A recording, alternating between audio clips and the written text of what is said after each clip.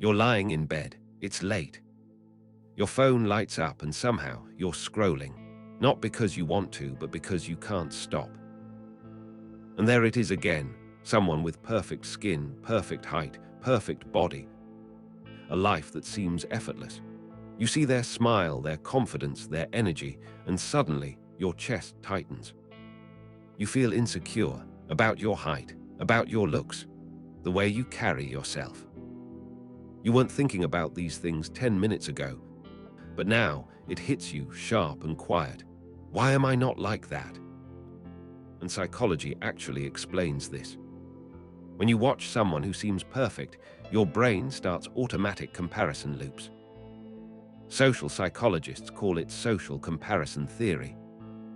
Your nervous system treats it as if your worth is on the line. Even though nothing is real, even though it's all filtered, your mind reacts like you're being measured, like you're losing a silent competition you didn't even know you entered. That's why scrolling can leave you drained, anxious, and insecure, even when you know logically that nobody's life is perfect. This isn't a rare feeling. Almost everyone experiences it, but few admit it.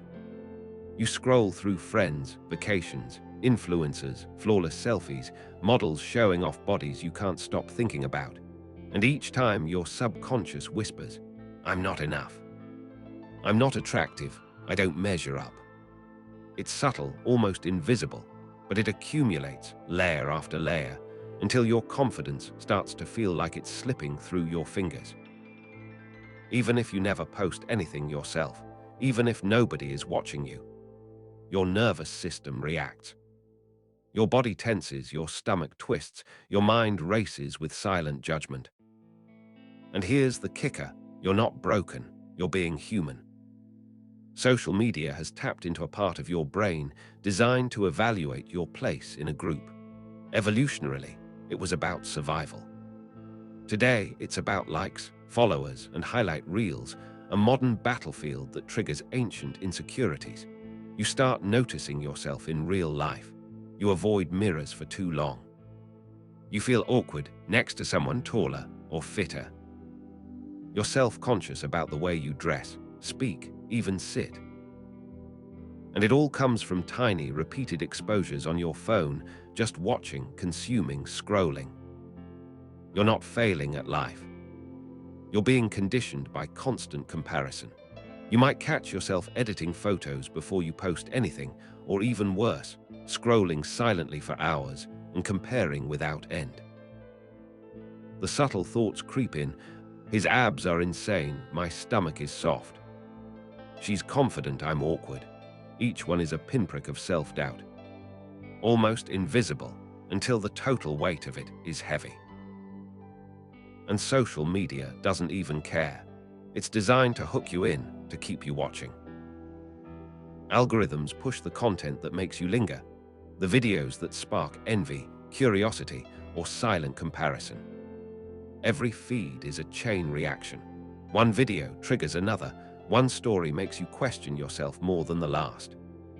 Before you know it, your day is hijacked, not by bad news or failure, but by someone else's curated perfection. Here's something important. These insecurities are real, but they're not you. They're reactions. They're your nervous system remembering old lessons, that your worth depends on comparison, that you have to be admired to feel safe, that attention equals value. And when your brain sees someone else with everything perfect, it reacts like an alarm went off. That's why it feels unfair, why it hits you deep. Adults manifest this differently. You might constantly notice differences in appearance, lifestyle, or achievements. Try to match others by editing photos, buying new clothes, or trying to perfect yourself. Feel anxious in relationships, doubting if you're lovable enough. Measure your career or success against others, feeling subtle jealousy or inadequacy. Experience internal tension, a quiet hum of self-doubt that never quite goes away. Drift from your authentic self to fit what you think the world finds attractive or acceptable. But here's the truth: you're not broken. These behaviors are coping mechanisms, ways your brain is trying to protect you from judgment, rejection, and feelings of unworthiness. Social media simply amplifies what was already there, triggering patterns laid down long before apps even existed. The extremes are easy to see. Some people go for cosmetic surgeries, extreme diets, intense gym routines, or hyper-curated lifestyles. But those are just symptoms, desperate attempts to quiet the constant comparison loops. You don't have to go there. You don't need to compete with highlight reels. The first step is awareness. Notice when scrolling sparks insecurity. Ask yourself, am I judging myself against a filtered life? Ground yourself physically. Take a deep breath. Move around. Feel your body. Remind yourself that what you see isn't the full story. Behind every perfect post is doubt, struggle, and imperfection that social media doesn't show. Set boundaries. Mute, unfollow, limit exposure to accounts that trigger comparison. That doesn't make you weak, it makes you conscious. Speak kindly to yourself. I am enough as I am. Share real moments. Embrace quirks and validate your own life. Confidence isn't about being perfect, it's about being honest with yourself. Your inner child might be carrying echoes of old inadequacies. Maybe you were compared to siblings, peers, or friends when you were younger. Social media taps into those old memories, replaying the "I'm not enough" tape. Observing it consciously, acknowledging it, and responding gently can help you reclaim your sense of worth. You're allowed to feel the insecurity, but you don't have to let it control you. You can scroll without judgment, appreciate what others show, and still feel safe in your own skin. That's not magic. That's rewiring your mind to distinguish between consumed highlights and your real, complex life. Social media doesn't create you, it magnifies what's already there.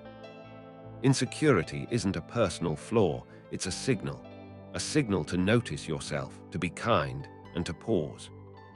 To see that perfection is an illusion, and that your life, with all its small flaws and quirks, is enough. You are already enough. You don't need to match anyone's height, face, body, or lifestyle. You don't need validation from scrolling feeds. The choice isn't to compete with everyone on the screen. It's to come home to yourself. Embrace your quirks, your mistakes, your awkwardness, your realness. That's where freedom begins. So the next time you scroll, notice the feelings without judgment. Let your nervous system settle. Let yourself breathe. And remember, you are enough. Always have been, always will be.